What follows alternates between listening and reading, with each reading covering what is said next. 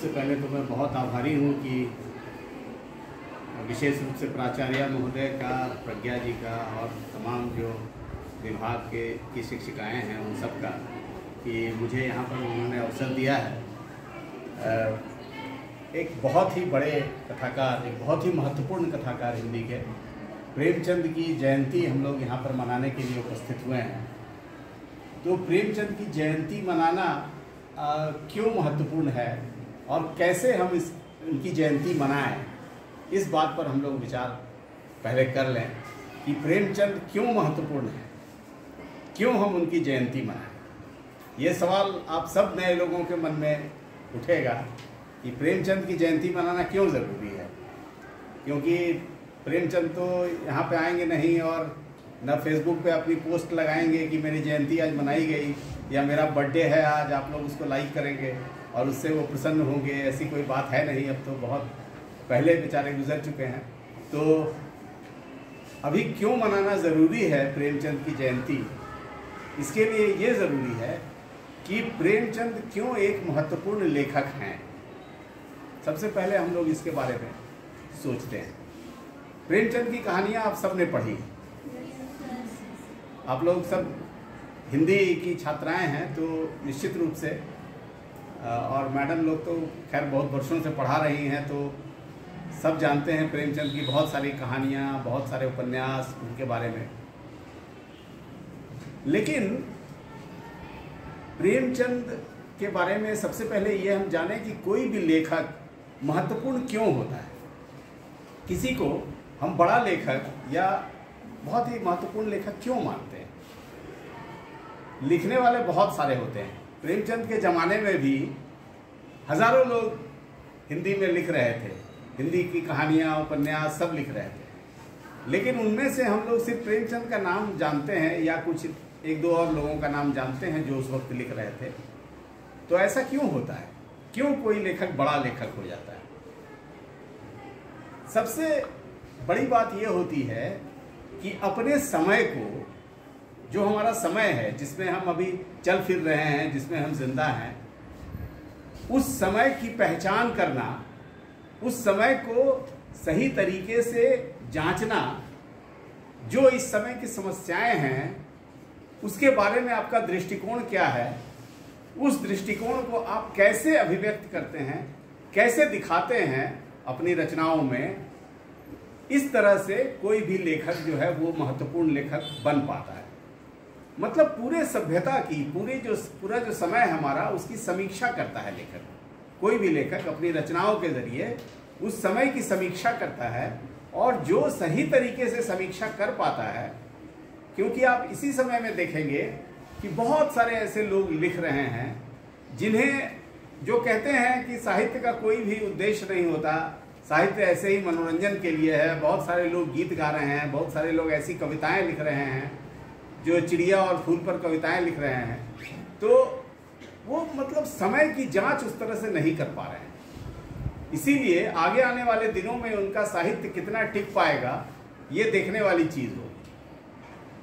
प्रेमचंद इसलिए बड़े लेखक हैं कि उन्होंने अपने समय की पड़ताल की है, अपने समय को देखा है और अपनी रचनाओं में, कोई भी आप उनकी रचना पढ़ लीजिए, अपनी रचनाओं में उसको कैसे अभिव्यक्त किया है कि जिससे उस पूरे समय की एक तस्वीर आपके सामने आती है। आप जब उनका गोदान उपन्यास पढ़ते हैं तो पूरा जो किसान की एक का जीवन है, किस खेती किसानी की परंपरा है, उसके चित्र हैं, वो सारे चित्र आपको उसमें मिलते हैं। पूरे किसान का जीवन, इसीलिए उसको किसान जीवन का महाकाव्य भी कहा गया है कि उसमें कोई ऐसी बात नहीं है जो खास तौर पे जो इस तरफ के उत्तर भारत का जो किसान है उसके जीवन की छवियां आपको मिलती हैं। तो उसके साथ साथ जो समस्याएं उसके साथ हैं, किस तरह से उसका, क्यों वो समस्याएं हैं, उसकी गहराई में जाते हैं, उसकी पड़ताल करते हैं, तब जाकर के ये किसान जीवन का एक महाकाव्य कोई लेखक लिख पाता है। तो इसलिए प्रेमचंद एक महत्वपूर्ण लेखक हैं कि उन्होंने अपने समय को ठीक से पकड़ा है। अपने समय के बारे में जो भी उनके ऑब्जर्वेशंस हैं, जो भी उनकी बातें हैं या जो उनका दृष्टिकोण है, उसको इतने अच्छे तरीके से उन्होंने व्यक्त किया है कि वो सारी बातें हम तक जो पढ़ते हैं पाठक उन तक पहुंचती है। कोई भी कहानी उनकी आप उठाते हैं उसको पढ़ते हुए, जैसे ईदगाह कहानी का जिक्र भी हुआ। ईदगाह कहानी आप लोगों ने पढ़ी है? जी सर। तो उसमें आप देखते हैं कि एक छोटा बच्चा जो हामिद है वो किस तरह से अपने सारे प्रलोभन को छोड़ते हुए, एक बच्चे के मन में बहुत तरह के लालच हो सकते हैं, आप लोग बच्चों से मिलते हैं उनके मन में बहुत तरह के लालच है, अब बल्कि हम लोग बड़ों के मन में भी बहुत तरह के लालच होते हैं। उन लालच को दरकिनार करते हुए वो याद रखता है कि किस तरह से उसकी दादी का हाथ रोटी बनाते हुए जल जाता है, और सभी चीज़ों को, खिलौनों को छोड़ करके वो दादी के लिए एक चिमटा लेता है। मतलब जो उसके मन में दादी के लिए जो एक प्रेम या करुणा का भाव है, वो साहित्य को महत्वपूर्ण, उस कथा को एक महत्वपूर्ण कथा बनाता है। और यही काम प्रेमचंद करते हैं।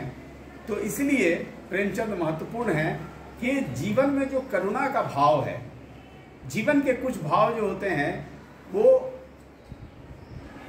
उसको कहते हैं कि अनश्वर हैं, हमेशा के लिए हैं। प्रेम है, करुणा है, दया है, ये तमाम चीज़ें ऐसी चीज़ें हैं जो किसी भी लेखक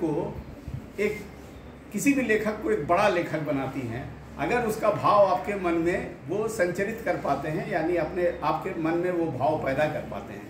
अंत आते आते आप देखते हैं कि उसकी दादी रोने लगती है इस बात पर कि एक छोटा बच्चा किस तरह से बिना कुछ खाए पिए, बिना कुछ किसी तरह के लालच को मन में रखे हुए कैसे वो अपनी दादी के लिए चिमटा लेकर के आता है, क्योंकि उसके मन में उसके लिए दया है, दादी के लिए करुणा है। तो ये इसी करुणा का भाव पैदा जो लेखक कर पाता है वही एक बड़ा लेखक होता है। प्रेमचंद इसलिए महत्वपूर्ण है कि अपनी कहानियों के जरिए, अपने उपन्यासों के जरिए इस तरह के भाव का संचरण लोगों के मन में कर पाते हैं। ये बहुत बड़ा काम इसलिए है। आप कहेंगे कि करुणा का और दया का भाव संचरण करने से क्या होगा? उससे होगा ये कि हम लोग इस समाज को, अपने मनुष्य के समाज को एक बेहतर समाज बनाने की दिशा में हम लोग प्रयत्न कर सकेंगे। कोई भी लेखक ये काम करता है कि हमारा समाज कैसे एक बेहतर समाज बन सके, एक सुंदर समाज बन सके, जिसमें किसी तरह की नफरत न हो, किसी तरह की बाधाएं न हो, किसी तरह से आदमी जो जिंदा रहने की ज़रूरतें हैं वो उसकी पूरी होती रहें। तो इस तरह से जो समाज बनाने का एक प्रोसेस होता है, एक स्वप्न होता है, हर लेखक का ये स्वप्न होता है कि एक ऐसा समाज बने जो बराबरी के आधार पर हो, न्याय के आधार पर हो, सुंदर समाज हो, रहने लायक समाज हो। तो उस समाज को बनाना यही किसी भी लेखक का स्वप्न होता है, और प्रेमचंद के मन में भी ये स्वप्न है, इसीलिए वो बड़े लेखक हैं। ये सपना बहुत जरूरी है। आप देखिए कि प्रेमचंद के समय को आप देखिए, आप लोग कहानियाँ उनकी पढ़ेंगे और अगर उनके समय को नहीं जानेंगे तो वो कहानियाँ आपको लगेंगी कि बहुत पिछड़ी हुई कहानियाँ लग रही हैं पढ़ने में। अभी के समय के हिसाब से हम लोग चूंकि जज करेंगे उसको, इसीलिए लगेगा कि ये तो बहुत पहले की बातें हैं, ये बहुत पुरानी बातें हैं। लेकिन आप उनके समय को भी जांचना